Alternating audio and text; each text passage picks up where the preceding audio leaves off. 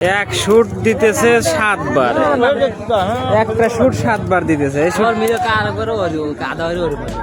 নিশো ও পূজার একটি শুটিং দৃশ্য সম্প্রতি অনলাইনে ভাইরাল হয়েছে, যা নিয়ে নেটিজেনদের মধ্যে তৈরি হয়েছে নানা প্রশ্ন ও বিতর্ক। মাত্র 20 সেকেন্ডের একটি ভিডিও ঘিরেই সামাজিক যোগাযোগ মাধ্যমে শুরু হয়েছে তুমুল আলোচনা।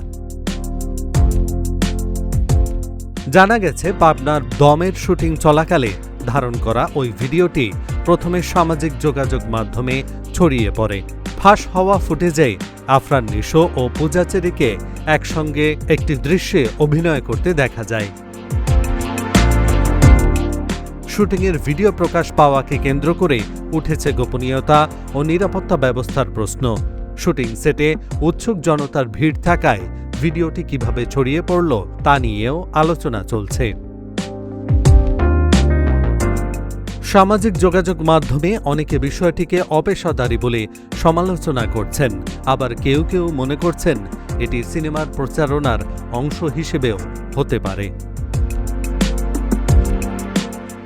এক নেটিজেন মন্তব্য করেন, এ ধরনের ভিডিও ধারণ ও প্রচার করা অপেশাদারী, এতে মিডিয়ার মান ও দায়িত্বশীলতা নিয়ে প্রশ্ন ওঠে।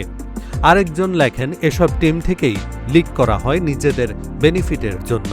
তবে কেউ কেউ মনে করছেন এগুলো পরিকল্পিত প্রচারণার অংশ। এক নেটিজেন লেখেন, এগুলো প্রমোশনের কৌশল।